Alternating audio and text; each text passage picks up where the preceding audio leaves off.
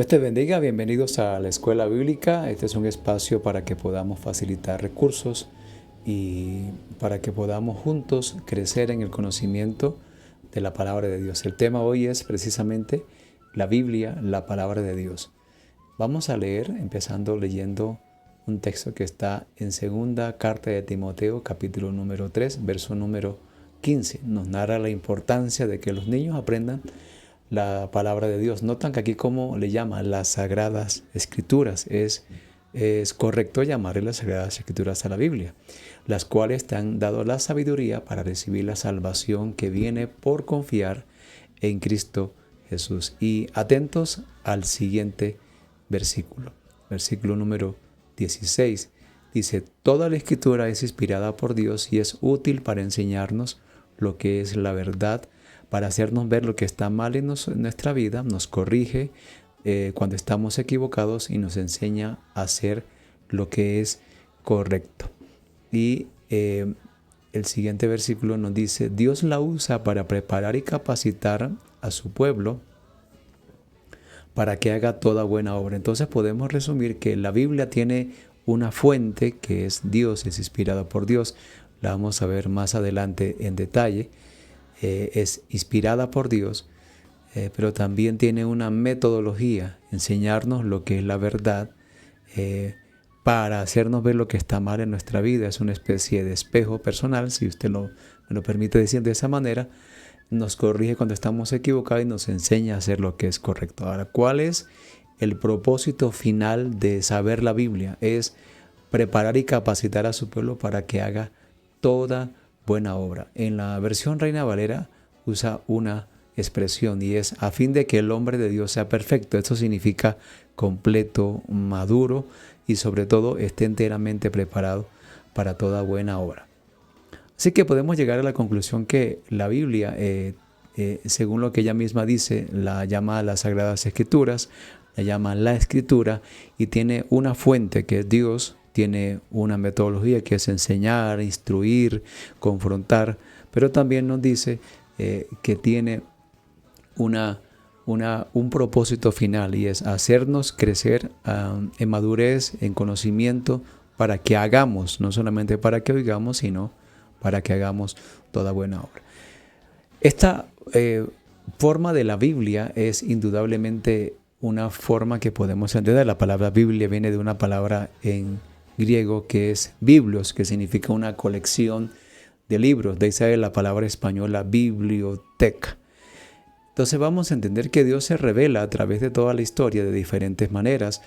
Y Dios se reveló, dice el Salmo 19, los cielos cuentan su gloria. Te animo a que lo busques en tu Biblia. El Salmo 19 dice que los cielos cuentan, una bellísima personificación de cómo la revelación de Dios está presente en la creación.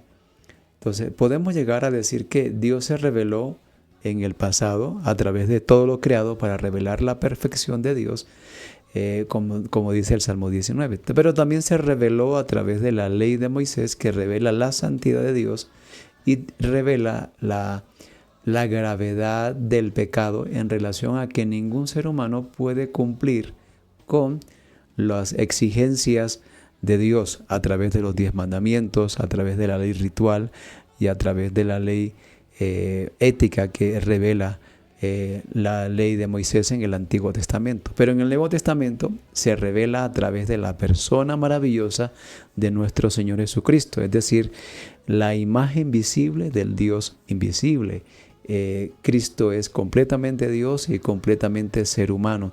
Y en esta revelación de Dios tenemos el nuevo pacto con los nuevos criterios que Dios establece. Entonces, un repaso de eso significa que Dios se reveló en el pasado a través de la creación como un testimonio de la perfección de Dios.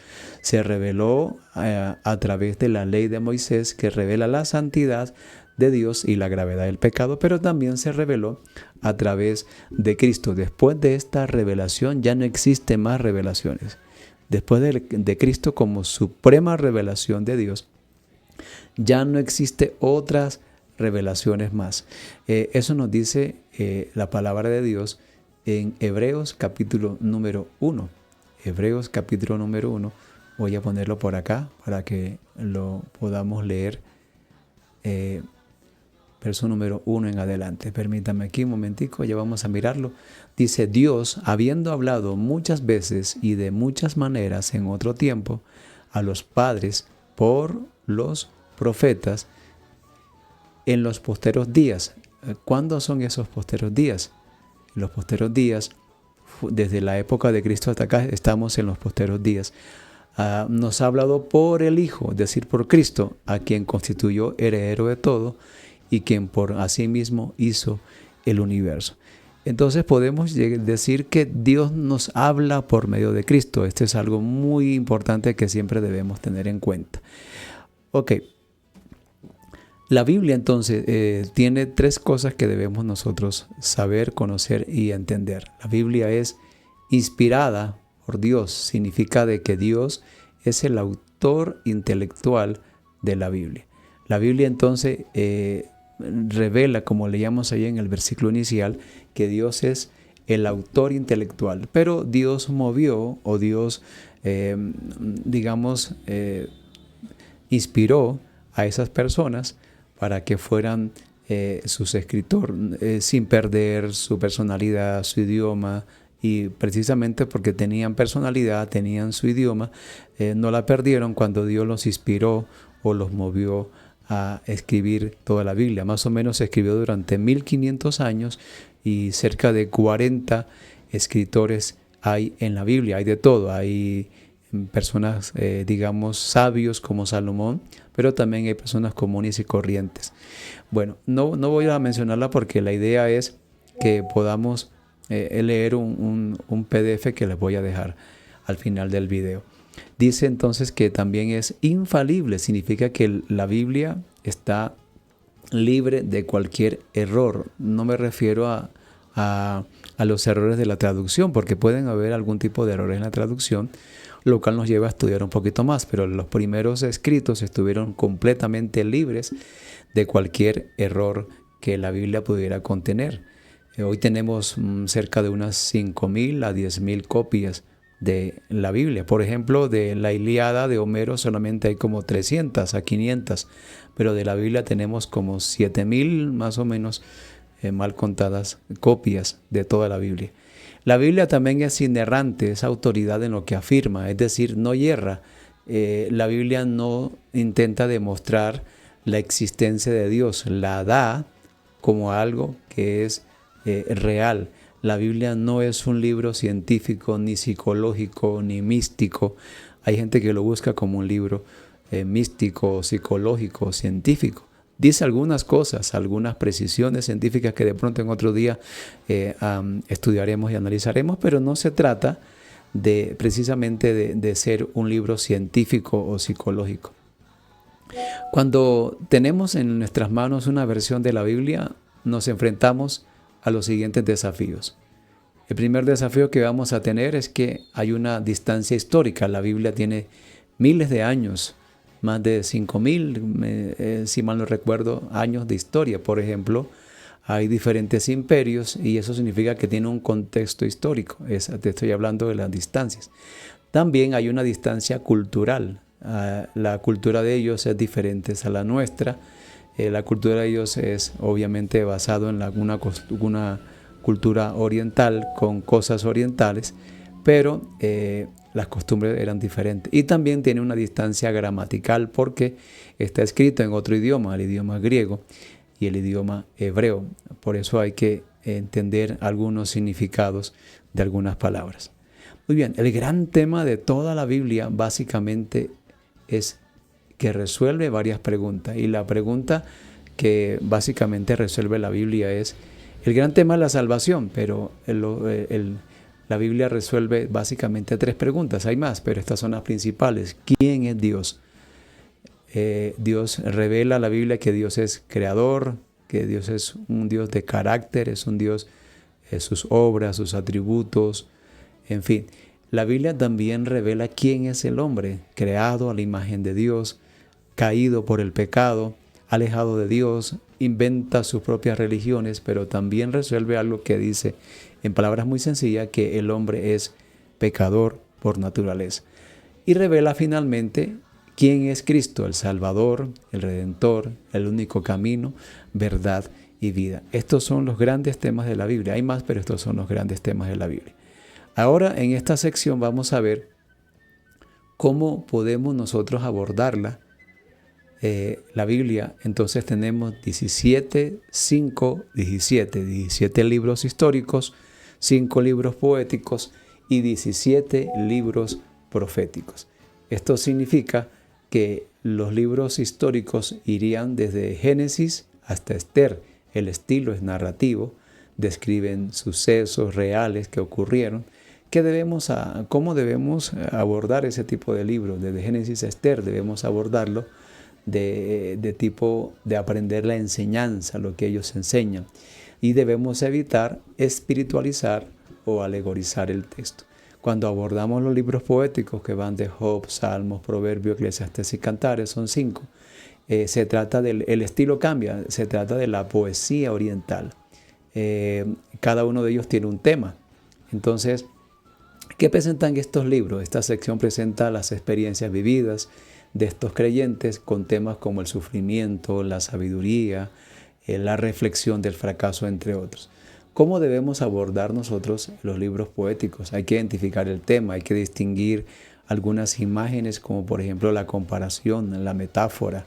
En algunos casos pues hay otras imágenes que no vamos a atender ahorita en este momento. Y los libros proféticos son 17, van desde Isaías hasta Malaquías.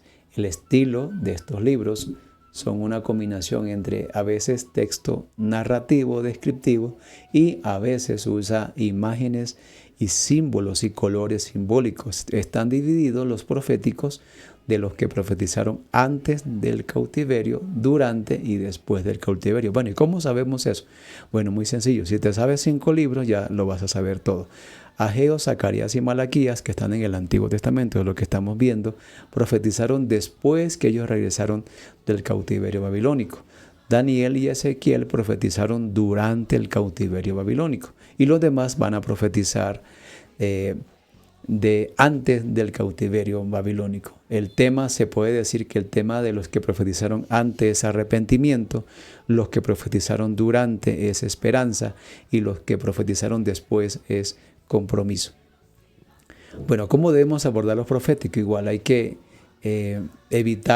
hay que distinguir básicamente la idea. Cuando se trate de números, colores, imágenes simbólicas, debemos distinguir eso no de una manera literal. Eso hay que evitar la interpretación literal, sino cuando sea precisamente una imagen simbólica, sino enfocarnos en cuál es la idea que quiere transferirnos a nosotros cuando se trate de imágenes simbólicas.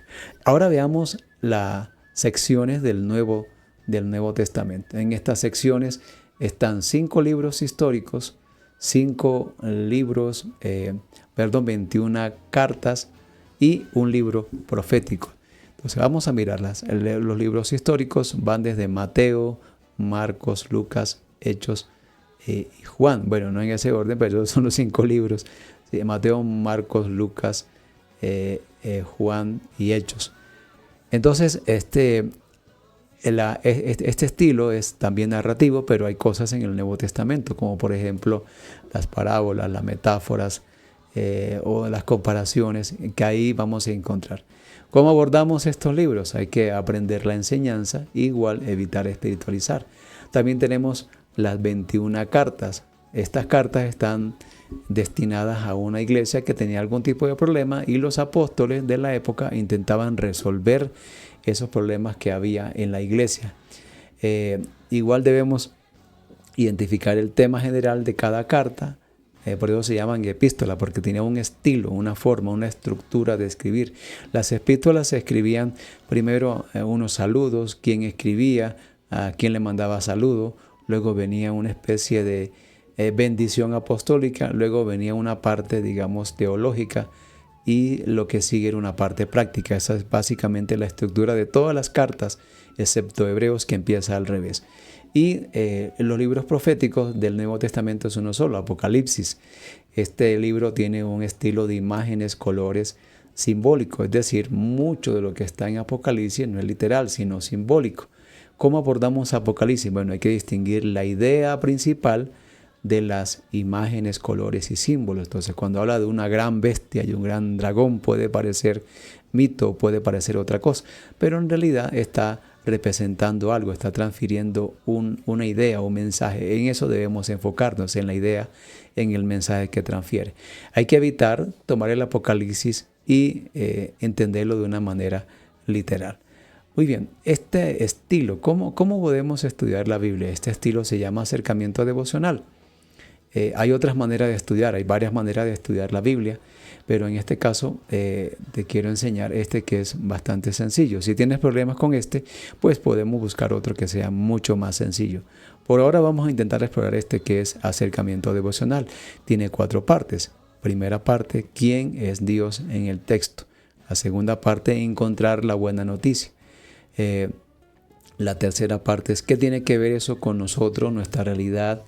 Y la cuarta parte es, ¿qué debemos hacer? Entonces te animo para que en clase vayas desarrollando algún ejercicio teniendo en cuenta estas 4 partes. Muy bien, eso es todo por hoy. Dios te bendiga. Nos seguimos viendo en una próxima oportunidad. Espero que este video te haya ayudado para que podamos juntos crecer en el conocimiento de la palabra de Dios. Nos vemos en una próxima oportunidad.